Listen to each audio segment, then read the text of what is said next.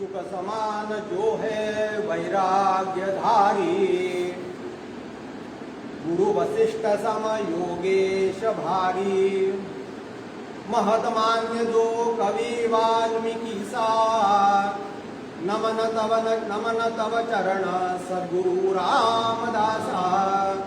जय जय रघुवीर समर्थ समर्थ सद्गुरु रामदास स्वामी महाराज की जय। समर्थ सद्गुरु वासुदेव महाराज की जय। जय जय रघुवीर समर्थ।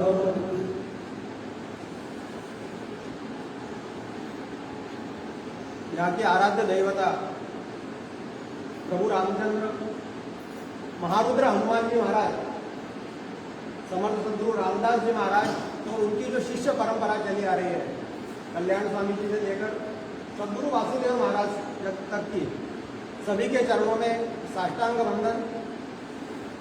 आप सभी लोग रामधुन में जो पधारे उनके चरणों में वंदन। जो फेसबुक के माध्यम से इस कार्यक्रम में लाए हुए हैं उनको भी नमन। थोड़ा सा जैसे कि अपनी रामधुन की परंपरा है, थोड़ा सा चिंतन प्रस्तुत करने का प्रयत्न है। यह अत्यंत हर्ष का विषय है कि अपनी रामधुन को लगभग 18 साल पूरे हो गए। अभी हनुमान जयंती को 18 साल पूरे कर रहे हैं। तो भगवान की असीम कृपा ही, सत्संग इतने आसानी से नहीं मिलता।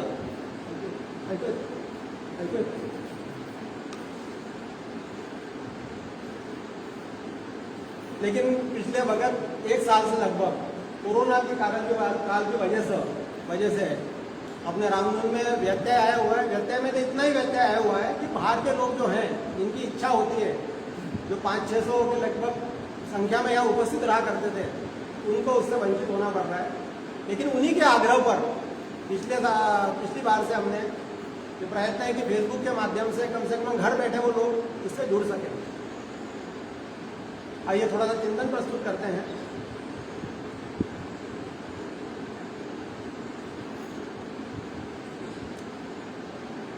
लगभग हमारी सभी जो तरुण पीढ़ी है, जो युवा वर्ग है, उनका ये कहना होता है कि रामधुन रामधुन रामधुन आप करते हो, हमारा तो जो उत्कर्ष का काल है, हम रामधुन में समय बिताएं या अपना पढ़ाई करें या अपना नौकरी वगैरह देखें, पैसा देखें, क्या करेंगे। और रामधुन से ठीक है, परमार्थिक कुछ लाभ होगा उसका, मना नहीं करते वो, लेकिन उसका कोई सांसारिक लाभ भी है, ऐसा उसका प्रश्न होता है। तो थोड़ा जाते जाते मैं आपको थोड़ा तो सभी उन लोगों को भी सूचित करना चाहूँगा, निवेदन करना चाहूँगा। हमारी संस्कृति ने जब भी कोई हमारे सामने मंत्र रखे, भजन रखे, कुछ भी रखे, जो आध्यात्मिक परंपरा में दी हुई है, उसमें उन्होंने हमारे सर्वांगीण विकास का उद्देश्य लेके चले हैं। केवल परमार्थिक उद्देश्य नहीं है उनका। वो जानते हैं कि जब मनुष्य युग में हम आए हुए हैं, हमें संसार भी करना है। जाहिर है हमारा गृहस्थाश्रम रहेगा, हमारी घर की कुछ हमारी जिम्मेदारियां रहेंगी, बच्चों की पढ़ाई है, घर का पालन पोषण है, सभी कुछ है। तो क्या उसका भी इससे कोई संबंध है क्या, ऐसा सवाल आता है। आप सभी लोग जानते हैं राम रक्षा का भी, पिछले इसमें भी राम रक्षा की चर्चा हुई। अभी हमने जो उपासना की थी, मैं उसी विषय पे आ रहा हूँ। अभी करीब 2-1.5 महीना अपन ने उपासना की, उसमें राम रक्षा प्रमुखता से लेते थे। हनुमान चालीसा थी, भीम रूपी थी, और 1.5 महीना तक अपन ने उसको लाइव किया। अभी भी वो चल रही है यहाँ पर, लेकिन अब फेसबुक पर नहीं है। राम रक्षा में बहुत अच्छा उल्लेख आता है, भर्जनम भो भी जाना, अर्जनम सुख संपदा, तर्जनम यमदूता नाम, राम रामेति गर्जनम, भर्जनम भव भी जाना। इसका अर्थ क्या हुआ? भव बीज। भव बीज का क्या अर्थ है? भव बीज मतलब, भव मतलब संसार। जिस संसार में हम आए हुए हैं और जिसका परमार्थिक हमारा संतों का, महर्षियों का, हमारे ऋषि मुनियों का हमारा जो उद्देश्य है, वो यही है कि भर्जनम भूमि भी जाना। हमारा जो है एक मंत्र जपते रहो, हम जो कह रहे हैं, एक मंत्र जपते रहो। जपते रहो का क्या अर्थ हुआ? जप मतलब क्या? राम राम राम राम करते रहिए हम, हर समय राम राम का रटते रहे हम। जैसे भगवान, छोटे बच्चे हैं ना, ये पहाड़े रटते हैं ना बचपन में, उनको सोचना नहीं पड़ता, उनको दिया हुआ रटना है। वैसे ही हमको भी हर जगह समय दिमाग लगाने की जरूरत नहीं है। हम भगवान का नाम एक मंत्र जपते रहो, राम राम राम, जपने का क्या मतलब है? तो जप का मतलब हुआ जकारो जन्म विच्छेदा और पकारो पापो नाशना। जब जब हम किसी चीज क्या कर रहे हैं, भगवान का राम का जप करने के लिए बताया हुआ है। अभी भरजनम भोबीजाना अपना विषय चल रहा है। भरजनम भवबीजाना, भवबीज मतलब क्या? तो जब हम कर रहे हैं भगवान राम का भवबीज मतलब ये संसार का जो बीज है वो क्या है? संसार का बीज मतलब राम मंत्र ही है। कैसे है? आप सभी लोगों को कथा मालूम है। एक और बता दूं आपको, परमार्थ में जब भी कोई चिंतन होता है ना, अक्सर वो बातें दोहराई जाती हैं। वो किसी की सुनी हुई होती है, आपने भी सुनी होंगी, मैंने भी सुनी होंगी, इन्होंने भी सुनी होंगी। समर्थ बोलते हैं जेविदेति जेवावे अन्नम सेविदेति सेवावे जीवनम तैसे श्रवण मनन नित्य नूतन करावे। समर्थ का आग्रह है। मतलब क्या? जेविदेति जेवावे अन्न, सुबह हमने खाना खाया हुआ है, हो सकता है इतवार का दिन है, किसी का पकवान नहीं बना होगा, भरपेट खाना हुआ है, खाना खाते में तृप्त हो गए, बस अब नहीं। कब तक अब नहीं? शाम तक अब नहीं। शाम सुबह ऐसा लगता है कि अब शाम को जरूरत नहीं है, अब कुछ खाऊंगा नहीं मैं। और रात को जैसे शाम होती है हम रसोई घर में ढाकने लगते हैं कि आज क्या प्रोग्राम है शाम का। वही रोटी है, वही दाल है, वही चावल है, वही गेहूं है, वही सब्जियां हैं, वही खा रहे हैं हम। सेविलेची सेवा घेतिलेची घेवावे सेविलेची सेवावे अन्न घेतिलेची घ्यावे जीवन। जीवन मतलब पानी। कोई पानी रोज रोज पी रहे हैं हम। कभी हम उससे उगते हैं क्या? नहीं उगते हम। ऐसा ही परमार्थ नित्य नूतन श्रवण करावे। परमार्थ का भी ऐसा ही है कि कुछ ना कुछ हमारे कान पर पड़ता रहे। वो कोई अधिकारी व्यक्ति नहीं हूँ। अधिकारी व्यक्ति मिले तो बहुत ही अच्छा है, लेकिन अपना संजोग ऐसा है, कुछ हमारे दुर्भाग्य ऐसा है कि कोरोना के कारण किसी को आमंत्रित नहीं कर पा रहे हैं। कुछ तो भी अपनी तरफ से कुछ चिंतन रखने का प्रयास कर रहे हैं। भरजनम भवबीजानम, भवबीज मतलब क्या? तो भव मतलब संसार और जकारो जन्म विच्छेदा, पकारो पापनाश। अर्थ धर्म, अर्थ काम और मोक्ष। धर्म, अर्थ, काम और मोक्ष। उसमें यह कहा गया हो कि धर्म जो है वो नीचे स्तर पर होने का मतलब बेस है धर्म। हमारे किसी भी अर्थ का भी बेस धर्म ही है। धर्म अर्थ, अर्थ का मतलब अर्थार्जन, एक पैसा मान के चले हम। जो भी हम अर्जन कर रहे हैं, जो भी हम अपनी खाने पीने के लिए, हमारे परिवार में इसके लिए भरण पोषण के लिए जो कर रहे हैं, धर्म से अधिष्ठित होना चाहिए। धर्म अर्थ काम, काम भी हमारा, काम का मतलब होगा एक पुरुष स्त्री संबंध छोड़ दीजिए। काम का अर्थ होगा हमारी वासना है, हमारी इच्छा है। वो इच्छाएं भी हमको कहीं ना कहीं उस पर तो धर्म का अधिष्ठान होना चाहिए। हम कुछ भी सोचें और कुछ भी करें ऐसा नहीं है। हम मनुष्य योनि में है, हम पशु योनि में नहीं है। पशु योनि में हमको मुक्तता है, उनकी बहुत सारी झंझट भी नहीं है और बहुत सारे उनको सोचने की जरूरत भी नहीं है। लेकिन चूंकि हम मनुष्य योनि में है तो हमारे ऊपर बंधन है काफी सारे, वो हम पालते ही हैं, सामाजिक बंधन है। और अर्थ और मोक्ष, मोक्ष का मतलब हुआ मुक्ति। मुक्ति मतलब काय से मुक्ति? मुक्ति मतलब मोटे तौर पर जन्म मृत्यु से मुक्ति। जन्म मृत्यु का जो जिस फेरे में हम पड़े हुए हैं,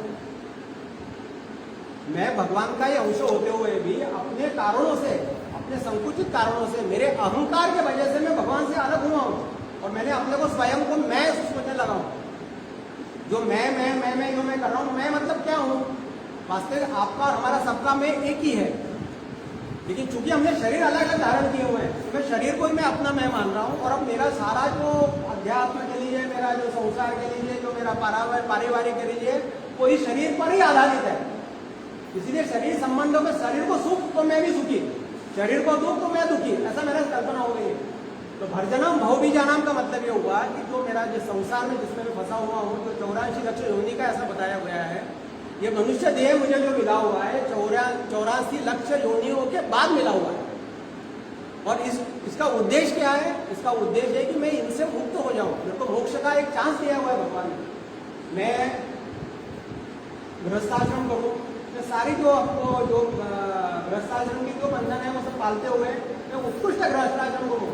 मेरा परिवार होना चाहिए, मेरे बच्चे भी होने चाहिए, सब कुछ शास्त्र से सम्मत है, कोई दिक्कत नहीं है उसमें।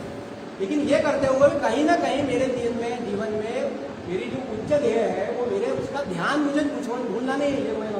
मैं सब तरह से मुझे एंजॉयमेंट में कोई वो नहीं है, कहीं बंधन नहीं है उस आश्रमों के वजह से, आश्रमों के स्थानों पर।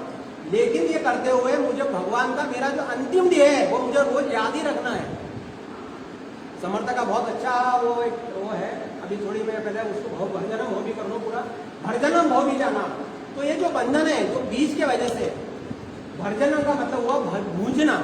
भूंजना, अपन चढ़ाई में किसी को जाल को अपन दाने भूंजते हैं, भूंजना, भूंजने से क्या होता है आपको शायद याद होगा, एक बार ये विषय निकला था।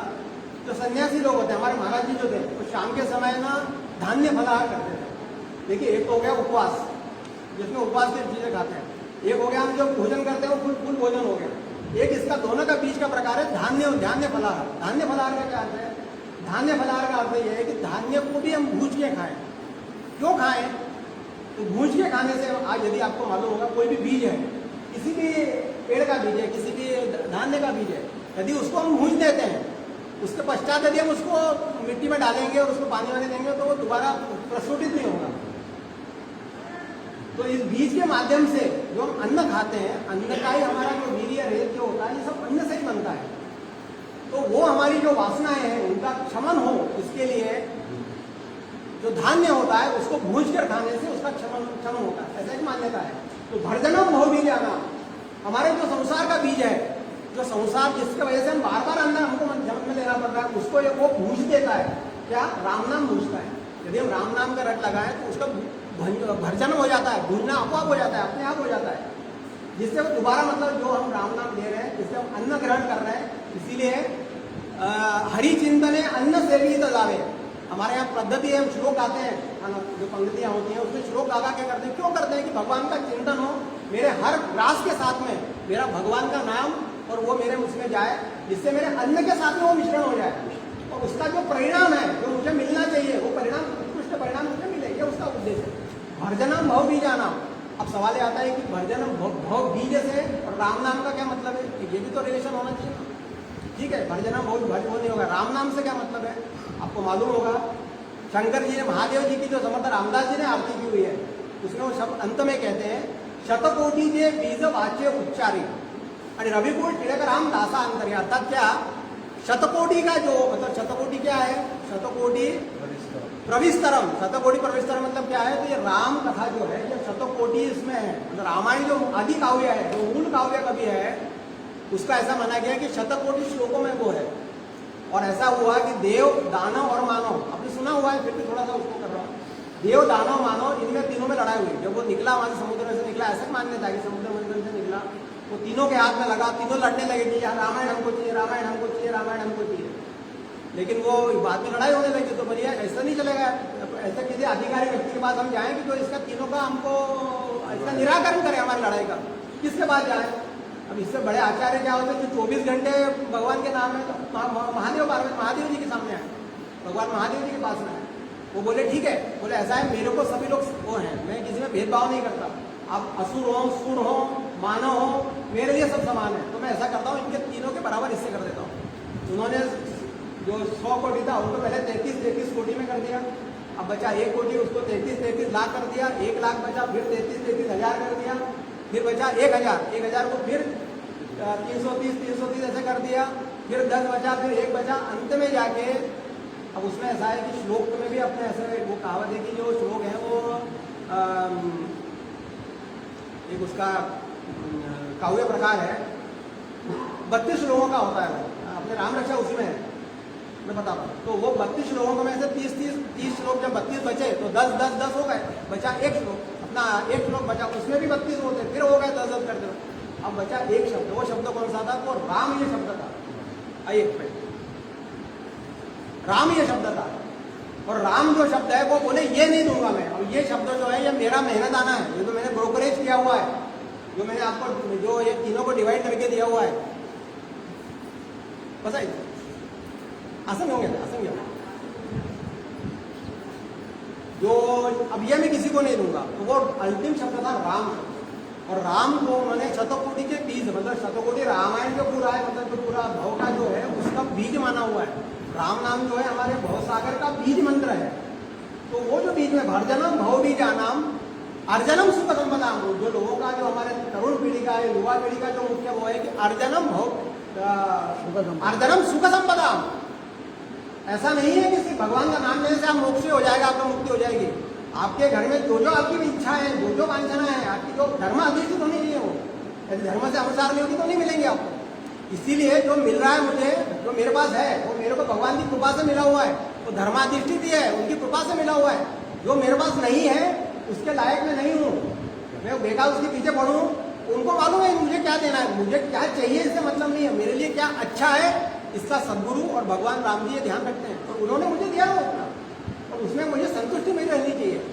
अर्जनम सुख संपदा, जितनी भी सुख संपदा है आपके मन में है, जो भी कामना है, उच्च पदों की कामना है, उच्च सैलरी की कामना है, उच्च घर की कामना है, आपके पुत्र पौत्रों की कामना है, परिवार की कामना है, जो भी सुख संपदा, जो भी आपकी भौतिक सुख संपदा है, वो सारी सारी सारी मिलती है। लोगों को इसका अनुभव है। आपके जो भी मन में इच्छा है, यदि आप उनको कर रहे हैं, प्रांजल आपने उनको निवेदन किया है, कहीं जाने की जरूरत नहीं है आपको, वो यहीं पे आके आपको ढूंढते हुए आएंगी, सुख संपदा ढूंढते हुए आएंगी कि ये कहाँ रहते हैं, आपकी घर की बेल बजाएंगी। आप नहीं होंगे तो जैसे वो ये आता है ना अपना नहीं कोरियर दोबारा आता है, वो नहीं उन्हीं के रजिस्ट्री आपके नाम से आप नहीं हो तो फिर आएगा, सिग्नेचर करवाएगा आपको, फिर आप ऐसा नहीं है, वो वहाँ की व्यवस्था है, वो कोई हमारी संसारिक व्यवस्था नहीं कि वो गए अब नहीं है आप आपकी इनको दे दी, ऐसा नहीं है। मेरे नाम का मुझे मिलना ही है, इनको ज्यादा मिल रहा है तो मेरे नाम मेरा नहीं मिल रहा, वो ये इनके भाग्य का इनको मिला है, मेरे भाग्य का मेरा सुरक्षित है। अर्जनम अर्जनम सुख संपदा और तर्जनम यमदूता नाम, और क्या चाहिए हमें। श्री कृष्ण जी को अर्जुन ने बहुत सुंदर प्रश्न पूछा है, बोले भगवान श्री कृष्ण जी आप कहते हो मृत्यु मृत्यु मृत्यु, यार जो भगवान का नाम ले रहा है वो भी मर रहा है, जो नहीं ले रहा है वो भी मर रहा है। तो बोलते हैं ऐसा है पार्थ, ऐसी बात है, देखो ऐसा बिल्ली होती है, बिल्ली जब है ना चूहे को पकड़ती है ना, वही उसका मुंह है, वही दांत है, तो जब पकड़ती है ना तो फिर चूहा चिलमिला जाता है, फिर उसको कहीं मुक्ति नहीं है उसकी, वो खत्म ही हो गया, फिर वो पकड़ में आ गया, ग्रिप में आ गया ना, जो आके पंजे के अपने मुंह के इसमें आ गया, खत्म ही है वो। और जब वही बिल्ली जब अपने बच्चों को पकड़ती है ना तो 4-4 मंजिल, मैंने खुद ने देखा हुआ है, 4-4 मंजिल बच्चों को लेके मैं ट्रांसपोर्ट को ले जाके रखती हूँ, वही मुंह है, वही दांत है, फिर क्या फर्क है उसमें। ये उसने बताया कि जो भगवान का नाम लेते हैं और जो नहीं लेते हैं इनमें फर्क है। जब मृत्यु सबको आना ही है, मेरे उन्होंने खुद ने भी मृत्यु को प्राप्त किया हुआ है, जो जिसने देहधारी है वो उसका अंतिम उसका वो है, लेकिन उसके प्रकार हैं। तो कहने का अर्जनम भौबीजा नाम, भर्जनम भौबीजा नाम, अर्जनम सुख संपदाम, तर्जनम यमदूता नाम, राम रामेति गर्जनम। आपको राम ही तो नाम का नाम ही तो लेना है, राम रामेति गर्जनम, और क्या करना है। तो ऐसा मत समझिए कि ये जो राम रक्षा है या जो उपासना हमने की वो केवल इसके लिए नहीं की, हमने आपका ख्याल, पहले हमने क्या ख्याल रखा, उन्होंने ख्याल रखा हुआ है, हमारे ऋषि मुनियों ने ख्याल रखा हुआ है। भगवान शंकर जी ने बुध कौशिक मतलब विश्वामित्र जी के स्वप्न में आकर राम रक्षा बताई हुई है। भगवान शंकर जी वैराग्य के प्रतीक हैं, उनको कुछ किसी की जरूरत नहीं है, लेकिन उन्होंने भी हमारे इसका ख्याल रखा हुआ है, हमारी सारी पीढ़ियों का, हमारी सारे आश्रमों का ख्याल रखा हुआ है। यदि मैं बाल्य आश्रम में हूँ, मेरी पढ़ाई मेरी अच्छी होगी उससे, मेरी बुद्धि तल्लक होगी उससे। यदि मैं गृहस्थ आश्रम में हूँ, मेरा परिवार अच्छा रहेगा। यदि मैं और आगे जा रहा हूँ, संन्यास आश्रम में हूँ या वानप्रस्थ आश्रम में हूँ, तो मुझे वो चीजें जो मुझे अपेक्षित है वो मुझे मिलेगी, आध्यात्मिक मुझे सुख प्राप्त होगा उससे। दूसरा एक और महत्व का था कि कोरोना पीरियड में, ये बात अपना फिर पीछे हो चुका है, कोरोना पीरियड से हमारा उपासना का क्या मतलब था, तो वो भी राम रक्षा में उन्होंने बताया हुआ है। पाताल भूतल व्योम चारिणा छद्मचारिण न द्रष्टुमपि शक्तास्ते रक्षितम राम नाम भी। राम रक्षा से, हमारी राम रक्षा कहने से, राम का नाम लेने से कोरोना जैसे क्या बोलते हैं अति भयानक और महामारी से भी हमारी संरक्षण है। कैसा संरक्षण है, पाताल भूतल व्योम, उन्होंने बताया हुआ है। पाताल भूतल मतलब पृथ्वी और व्योम मतलब आकाश, तीनों ही जगह पर चारिणा छद्मचारिणा, चारिणा मतलब जो हमको दृष्टि से दिख रहे हैं। आपको मालूम होगा पूर्व कालों में राक्षस लोग जो थे वो छद्म पद्धति से आते थे। राम जी के साथ में बहुत ताटिका, कभी इधर मारने गए ताटिका इधर आ गई, राक्षसों को मारे कैसे, कभी इधर आ गई कभी उधर आ गई, पता ही नहीं पड़ता, फिर शरीर धारण कर लिया। छद्म प्रकार से जो करते हैं, जो दुष्ट प्रकार से करते हैं, जो हमको हमारे समझ से परे है। अब ये इसका विषाणु कीटाणु जो भी आप कहें कोरोना का, किसी ने देखा है इसको, किसी ने नहीं देखा, ये छद्म ही है। छद्म करो। आज भी अभी जो चाइना के जो आ रहे हैं कि अब आगे उनका प्रोग्राम जारी है। अभी वो ऐसे सैनिक बनाने वाले हैं, उन्होंने पूरा आज के पेपर में आया है, पूरा हमारा डाटा कलेक्ट किया है, पूरा जो गर्भवती माता है उनका डाटा कलेक्ट किया उन्होंने, और उस पर से वो अब इस पर आने वाले हैं कि हमारे जो अगले सैनिक उनके जो पैदा होंगे उनको इस तरह से वो करेंगे कि वो महामानव बन जाए। मतलब उनका जो है प्रकृति के अगेंस्ट में जाने की चली रही है अभी भी। तो हमारा विषय यह है कि चारिणा छद्मचारिणा, ऐसे जो छद्मचारिणी जो दिखते नहीं है, रक्षितम पाताल भूतल व्योम चारिणा छद्मचारिणा न दृष्टिमपि शक्तास्ते, जो दृष्टि से दिखते नहीं है। रक्षितम राम नाम भी, और क्या चाहिए हमें? अब और क्या एश्योरेंस हम चाहते हैं? और ये कोई हमारा दिया हुआ नहीं है कि हम गलत बोल रहे हैं, ये हमारा पारंपरिक चला आ रहा है। हमारे सबके घरों में हजारों सैकड़ों वर्षों से पीढ़ी दर पीढ़ी ये चला आ रहा है। उसी राम रक्षा का हम पाठ कर रहे हैं, हनुमान चालीसा का कर रहे हैं, हनुमान जी भूमि रूपी का कर रहे हैं, और अंत में राम नाम भी कर रहे हैं। तो हमारा सिर्फ कहना यह है कि जब तक है जिंदगी, फुर्सत न होगी काम से। आप वो हमको तरुण में युवा पीढ़ी को बता रहा हूँ खास तौर पर, जब तक है जिंदगी फुर्सत न होगी काम से, कभी भी फुर्सत होनी नहीं है। आज ये है, कल मैं बड़ा हो गया हूँ, आज कॉलेज है, कल नौकरी रहेगी, कुछ समय ऐसा निकालो, प्रेम कर लो श्री राम से। हमारे हम ये जो रामनवमी जो है 15 दिन बाद जो कर रहे हैं, उसका मतलब ये है कि हम समय निकालें। समय निकलेगा नहीं कभी, हमारे अनंत अड़चने आने वाली हैं, अनंत हमारे ये आने वाले हैं। हमारे स्पीड ब्रेकर्स बहुत लगे हुए हैं हमारे जीवन में, कभी काम जाना है, कभी नौकरी है, मतलब वो नहीं है। लेकिन उसमें से भी हम चाहें तो समय निकाल सकते हैं, हमारे व्यस्ततम इसमें से निकालें हम। और ये हमारा तो ऐसा एक हमारा एक उनके ऊपर कृतज्ञता है भगवान के ऊपर। जब चार लोग एकत्र होकर बोलते हैं उसको सत्संग बोलते हैं। आज हम ये सब बातें जो कर रहे हैं आप घर पर भी सुन सकते हैं, आपको सबको मालूम ही है, मैं अकेला क्या, मैं क्या बता रहा हूँ। लेकिन जब हम इस तरह का जब चिंतन सब लोग मिलकर करते हैं तो उसको सत्संग का स्वरूप प्राप्त होता है। संत समागम सुख जगत नाही, ऐसा बोला हुआ है। संत समागम मतलब क्या, कि सत्य समागम है। संत नहीं है यहाँ पर कोई, संत यहाँ पर जो अधिष्ठित यहाँ के जो देवता हैं, यहाँ पे जो पीढ़ी दर पीढ़ी चले आ रहे हैं, हो सकता है हमको दिख नहीं रही, लेकिन ये जो चला आ रहा है, जितना सुचारू रूप से चल रहा है, आज हमारे 18 साल रामधुन को हो गई है, हमारे माता बहन सभी लोग उसमें जड़ते हैं। ये सब कैसे से हो रहा है? क्या हमने कर लिया है?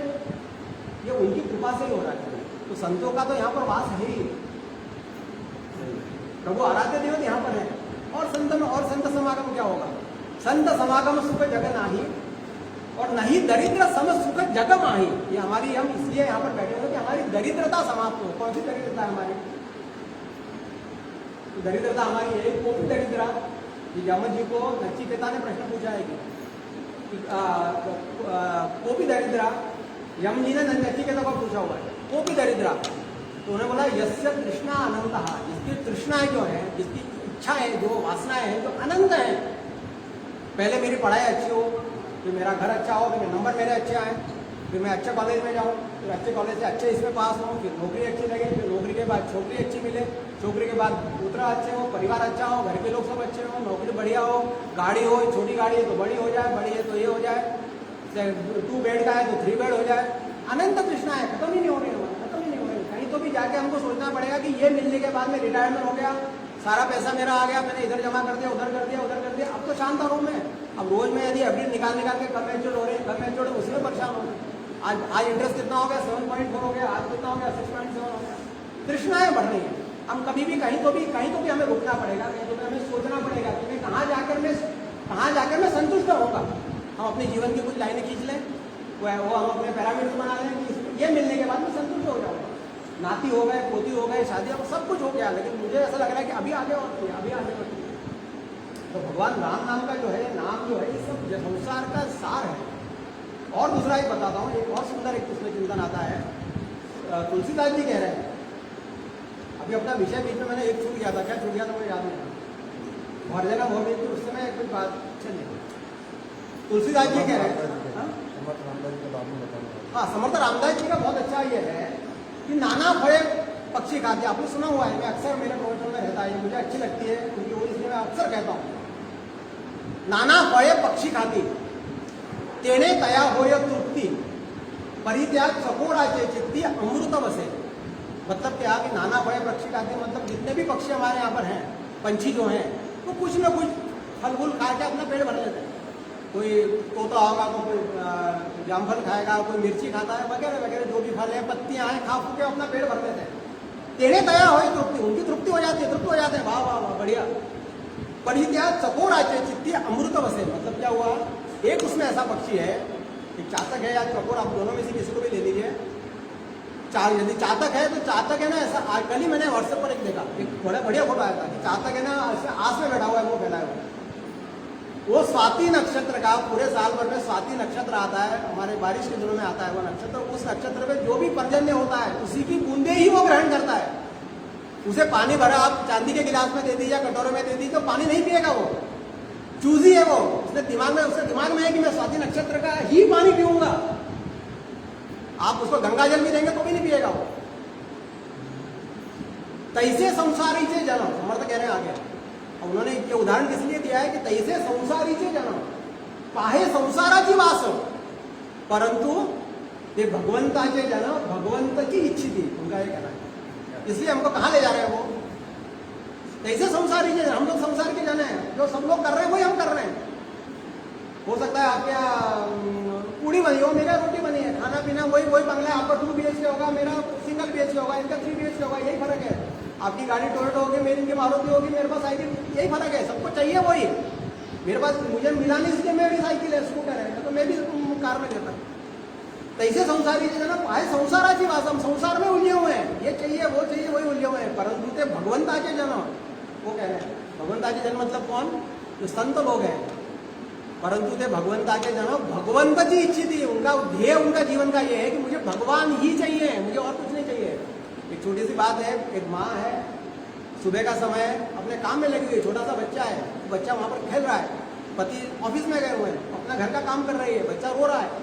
अब उसने उसके खिलौना डाल दिया उसके सामने, 5-10 मिनट खेल रहा है, तब तक उसने 2 रोटी बनाई, फिर रोने लगा वो, फिर एक दूसरा खिलौना डाल दिया, फिर रोने लगा, फिर उसने कोई बिस्किट दे दिया, कुछ खाने को लड्डू दे दिया, 10-15 मिनट 10 मिनट खेलता है, फिर रोने लगता है वो पड़ोस की थी, बुला के ला दिया, अरे बेटा एक 10 मिनट का काम है, उसको ले जाओ ना, वो 10 मिनट जाता है वहाँ, फिर रोने लगता है, फिर आता है, वो सब कुछ होता है। अंत में माँ देखती है कि अब रुकने वाला नहीं है, फिर वो अपना जो खाना बना रही है वो छोड़ती है, हाथ धोती है और उसको गोद में लेती है। जब गोद में लेती है तो शांत हो जाता है। भगवान भी हमारे सामने हमको भी इसी तरह से रिझा रहे हैं। कभी हमको उन्होंने घर दे दिया, कभी परिवार अच्छा दे दिया, कभी पत्नी अच्छी दे दी, कभी पति अच्छा दे दिया, कभी पुत्र दे दिए, कभी ये दे दिया, कभी वो दे दिया, कभी गाड़ी दे दी, कभी बंगला दे दी, कभी नौकरी दे दी, ये कर दिया। वो ये चाह रहे हैं कि तुम रीझो इसमें, तुम उलझो इसमें। हम उसकी कृपा मानते हैं, हमारा बड़प्पन है वो, हम कृपा मानते हैं। कृपा नहीं है वो। कृपा जब है जब हमको भगवान का स्मरण याद रहे, वो कृपा है हमारी। हम घर में बंगलों में और एसी में रहे, ये कृपा नहीं है, ये हम उससे दूर होने की चेष्टा कर रहे हैं। उसने हमको ये जो चीजें दी है वो चाह रहा है कि तुम खेलो बेटा, अभी मेरे को मेरा काम करने दो। जब बच्चे जैसे हम रोएंगे, हमको नहीं कुछ चाहिए, हमको लड्डू नहीं चाहिए, हमको घर नहीं चाहिए, हमको दार नहीं चाहिए, गाड़ी, हमको तुम चाहिए, हमको भगवान ही चाहिए, कि भगवान भी चाहिए, कि भगवान मतलब ऐसा हमारा वो है, हमारी चॉइस में हमको भगवान भी चाहिए, रामधुन भी चाहिए। मैं मना नहीं कर रहे हैं, हम पूजा में आते हैं, पाठ में आते हैं, लेकिन not at the cost of हमारी पूरा जो संसार चल रहा है उसके कॉस्ट नहीं चाहिए हमको। संत लोगों का जीवन में यदि आप देखेंगे तो उनको ये ही चाहिए, उन्होंने कुछ भी, उनको और कुछ भी नहीं चाहिए। लेकिन संसारी के जन पाए भगवंता परिते भगवंता के जन भगवंत की इच्छा थी।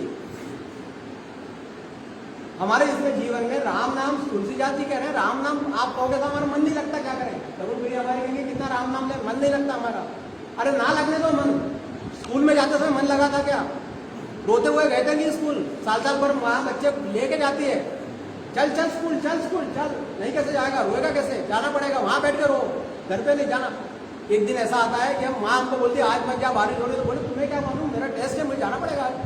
तो छोटा बच्चा जो 4 दिन पहले रो रहा था वो माँ को समझाता है कि मम्मी आपको नहीं मालूम, मेरा टेस्ट है आज, वो मेरे बाकी सब लोग आएंगे, मैं नहीं आऊंगा, तुम समझ गया वो कहाँ से लगा वो। यदि तैरने के पहले तैराक हैं, वो किसी को तैरने के लिए सिखाने जा रहे हैं, किनारे पे खड़े हैं, उस स्विमिंग पूल गया, उसने बोलते बेटा कूद क्या, मैं बताता हूँ। बोले नहीं पहले मैं तैरना सीखूंगा फिर कूदूंगा। ऐसे होगा क्या? पानी में कूदते कूदते हाथ पार मारेगा, वहीं सीखेगा वो। राम नाम तुलसी कहते हैं, मेरे तुलसी मेरे राम को रीझ भजो या खींच, ऐसा भी भजो, नहीं रीझ नहीं मन लग रहा ना, खींच करना है। जैसे मैं और कार्य कर रहा हूँ, जैसे मैं नौकरी पे जाता हूँ, तो मतलब रामदास जी ने बहुत बढ़िया कहा हुआ है, जो अन्न दे तो खाया सी, वो कह रहे हैं जो खाने को आपको अन्न दे रहा है, जो अन्न दे तो खाया सी, शरीर बिकावे लागे जैसे। आप 8 घंटे 10 घंटे के लिए बुक दो, आपके घर में कुछ भी हो, आप 10 बजने के बाद में आपको लेके भागना ही पड़ेगा, आपको ऑफिस में जाना पड़ेगा। वो नहीं आएगा तो 4 चीजें सुनाएगा, आपको नीचे मुंडी करके सुनना पड़ेगा। वो गाली देता है तो भी हम सर ही करते हैं उसको, फोन पर भी नहीं सर। उसने आपको 8 घंटे के बाद दिया है और 5-25 हज़ार रुपए दे रहा है, तो आप इतनी बातें कर रहे हो उससे। जिसने आपको ये काया दी है, जिसने जीवन दिया है, उसको भूल जाएंगे आप? उसको भूल जाएंगे हम क्या? जिसने हमको नौकरी दी है, 5-25 हज़ार रुपए दे रहा है, गाली भी दे रहा है हमको, सब कुछ कर रहा है, ऐसे भी हम फिर भी जा रहे हैं उसके, क्योंकि उसने हमको हमारा पेट भर रहा है वो। जब इतनी उसकी चाकरी कर रहे हैं, जिसने हमको शरीर दिया है, इतना सुंदर संसार दिया है, हमको ये सब उपभोगने का वो दिया है, आप उसको भूल जाए क्या? आज एक सुखद संयोग वगैरह थोड़ा सा मैं टर्न ले रहा हूँ, 5 मिनट बचे आपके पास। मुझे अभी मालूम पड़ा, हमारे मनोज जी ने बताया कि आज जो है वासुदेवानंद सरस्वती टेम्बे स्वामी महाराज की पुण्यतिथि है। बहुत सुखद संयोग है। आपको मालूम होगा 2 साल पहले अपने पादुका भी आई है। एक बहुत अच्छी बात यह है कि वो एक समर्थ जो अपना दत्तात्रेय जी का अवतार है, अभी सभी अवतारों के बारे में बात करते हैं, दत्ता जी के अवतार में विशेषता यह है कि सद्गुरु रूप में चिरंजीव है वो। आप सुनिएगा, ध्यान से सुनिए थोड़ा। दत्तात्रेय जी, भगवान दत्तात्रेय का अवतार जो है सद्गुरु रूप में चिरंजीव अवतार है वो, अधिष्ठात्री देवता है सद्गुरु की वो। कैसे है कि बाकी सभी अवतारों में ऐसा आया कि उनका सबका निर्याण है, उनके सबका, राम जी ने भी देह रखा शरीर में, उन्होंने वो किया, कृष्ण जी ने भी उनको बाण लगा, उन्होंने वो किया, लेकिन कहीं भी भगवान दत्तात्रेय के निर्याण का कहीं भी प्रसंग नहीं है। चिरंजीव अवतार है वो। और उन्हीं के अवतार में मतलब उनका जो मुख्य अवतार हुआ है वो श्रीपाद श्री वल्लभ हुआ है, दूसरा अवतार हुआ है नरसिंह सरस्वती जी स्वामी महाराज का हुआ है, और तीसरा अवतार जो है ये वासुदेवानंद टेम्बे स्वामी महाराज का हुआ है। इनका मूल नाम वासुदेव टेम्बे स्वामी था, फिर वो वासुदेवानंद सरस्वती हुए अपने इसके बाद में, संन्यास आश्रम के बाद में। तो इनकी विशेषता ये है कि एक तो ये समर्थ रामदास जी को मानते थे, दासबोध ग्रंथ में इनका विशेष प्रेम था। एक बार ऐसा हुआ कि वो संस्कृत में प्रवचन, अपने मराठी में प्रवचन कर रहे थे दासबोध के ऊपर सुबह।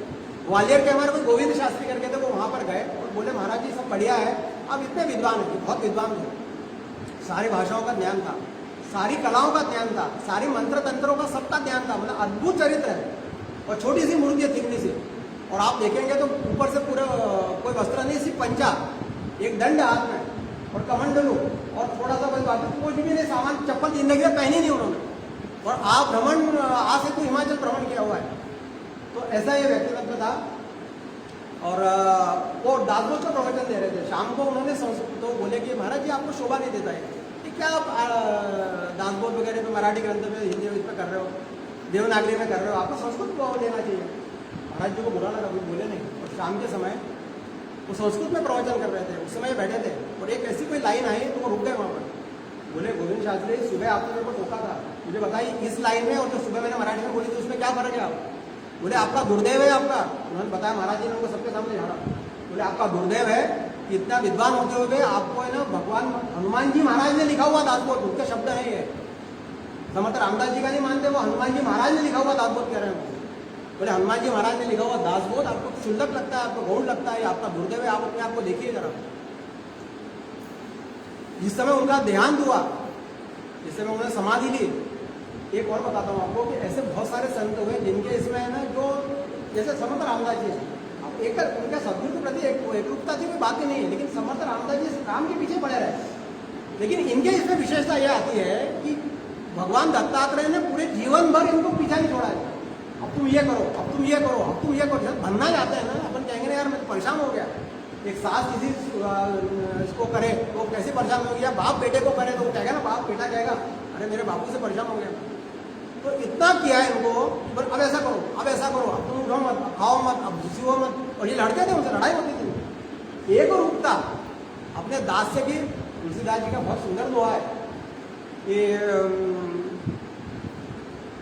सेव्य सेवक भाव बिना, सेव्य सेवक भाव बिना भवन तरी तरेहु उरगारी, ऐसा वो कह रहे हैं। सेव्य सेवक भाव बिना भवन तरेहु उरगारी, और भजऊ राम पद पंकज। उनका कहना है कि जब भी हम किसी भी जन्म में हो, हम मतलब मनुष्य योनि में है, हमारी आराध्य देवता कुछ भी हो सकती है, उससे कोई उनका बात नहीं है, लेकिन मेरे को ये जिंदगी भर याद रखना पड़ेगा कि मैं भगवान का सेवक ही हूँ। ये ध्यान रखिए आप, मैं किसी भी रूप में हूँ, मैं किसी देवता को मानूं, कोई दिक्कत नहीं है, लेकिन मैं मालिक नहीं हूँ। एक छोटी सी बात आपको इस पर इसी विषय में बता रहा हूँ। एक बार वो पूजा कर रहे थे, और पूजा करते समय क्या हुआ कि उनका बहुत कड़क उनका आचरण था, शुद्ध मतलब भक्ति, ज्ञान, वैराग्य और कर्म, इसका चारों का जिसने आचरण करके दिखाया वैदिक संस्कृति में, ऐसे एक में वो ये हुए, मतलब ये टेम्बे स्वामी महाराज। और पूजा इनकी देखने लायक थी, पूजा करते थे, भगवान दत्तात्रेय के कहने पर ही उन्होंने मानगांव में दोबारा लौट के आए थे बाड़ी से। तो वहाँ पे पूजा करते हुए क्या हुआ कि पूजा करते करते वहाँ पर एक कोई गृहस्थ आए और उन्हें पंच पकवान का थाल लाया, और उसमें पंच पकवान बने थे, और वहाँ के पुजारी जो थे, 2-4 पुजारी होंगे, उसमें एक दिन भूखा था, कुछ स्थिति हो गई, वो घर पे ले गया, खा लिया उसको। ये खाना खाने के बाद ये पूजा हो गई, वो भड़क गए उसके ऊपर, उनको शर्म नहीं आती है ये करने ऊपर, उनको खा तुमने कैसे खा लिया, मेरे को भगवान का भोग लगाना था, उसने खा कैसे लिया। और रात के समय इनको ऐसा महसूस हुआ, हाँ थोड़ी देर में ऐसा इनको महसूस हुआ आरती वारती की कि उसमें तो भगवान जो है मूर्ति में से निकल गए। अब देखिए इन्होंने क्या गलत नहीं कहा ना, अब भी यही करेंगे ना कि भगवान का भोग लगने तो फिर ले लो यार था, यही उन्होंने कहा, नाराज हुए उसके ऊपर। और रात में 3 दिन हुए उनको ऐसे लगे कि भगवान मूर्ति में नहीं है, पूजा कर रहा हूँ, मजा नहीं आ रहा है मुझे, उनको एहसास हुआ जो उनका एक के भाव था, हमें फर्क नहीं पड़ता हो ना हो, हमने मूर्ति की पूजा करनी है, हम तो भगवान की पूजा करते हैं। तो करते करते ये हुआ और उस समय रात में उन्होंने सपने में आके कहा कि तुमने मुझे परसों भूखा रखा था, 3 दिन से भूखा हूँ, तुम कौन होते हो उसके पीछे पड़ने वाले। देखिए बहुत बड़ी बात है, हमको सबको सीखने वाली बात है। बोले मैं यहाँ पे सत्ता किसकी है यहाँ पर, डाटा उनको, भी स्वामी महाराज ने लिखा हुआ है, खुद नहीं लिखा हुआ है। बोले सत्ता तुम्हारी है कि मेरी है, यहाँ का देवत कौन है, मैं देवता हूँ यहाँ की, मेरे से पूछे बिना तुमने उसको डांट दिया, मैं 3 दिन से भूखा हूँ, मैं 3 दिन से खाया नहीं है मैंने। बोलने लगे महाराज, बोलने लगे, पैर पकड़े महाराज के। फिर उस समय उन्होंने एक ऐसा ये आया कि उन्होंने करुणा त्रिपति लिखी हुई कि महाराज मेरी गलती हो गई, मुझे मैं आपसे क्या कह रहा हूँ, मतलब हम कहाँ जा रहे हैं, हमारी इसमें संतों के इसमें कितना फर्क है। सत्ता जो है, सत्ता भगवान की, हम यहाँ पर भी हमारा अक्सर होता है, हमारे अक्सर लड़ाई होती है, ये पड़ा हुआ है, लेकिन फिर ध्यान में आता है कि सत्ता उनकी है ना, वो करवा रहे हैं ना, हम तो मात्र यही है। दास्य भक्ति जब वर्मा करते समझते कहते पढ़ी ले कार्य नहीं करावे, आपके मुझे पेटी हारमोनियम बजाने तो मेरे हारमोनियम से बजाने, उनको इच्छा है क्या बजवाने की, नहीं होगे तो मेरे पैर में दर्द होगा, मेरे घुटने बैठे नहीं पाऊंगा, मेरे हाथ ही नहीं चलेंगे, कुछ भी होगा, जिस दिन उनकी मर्जी होगी बंद हो जाएगी पेटी पेटी से बजना, उनको उनसे बजवानी तो इनसे बजवा लेंगे, वो बिना नहीं आती होगी हाथ रखेंगे बजने लगेगी वो, सत्ता उनकी है, मैं सिर्फ उनकी कठपुतली हूँ। मेरे ख्याल से ये अपना समय हो गया है, और जो भी मेरे टेढ़े मेढ़े शब्द थे मैं चिंतन करने का प्रयास किया। आप सभी लोगों के इसमें निवेदन है, अगले इसमें भी अपन ऐसे 15 दिन बाद मिलेंगे, और जो फेसबुक के माध्यम से लोग जुड़े हुए हैं, कुछ अधिकाधिक लोग जुड़े हुए हैं, इसका आनंद लेने का वो करें। अपन यहीं पर शब्दों को विराम देते हैं, अपना 2-3 मिनट का भजन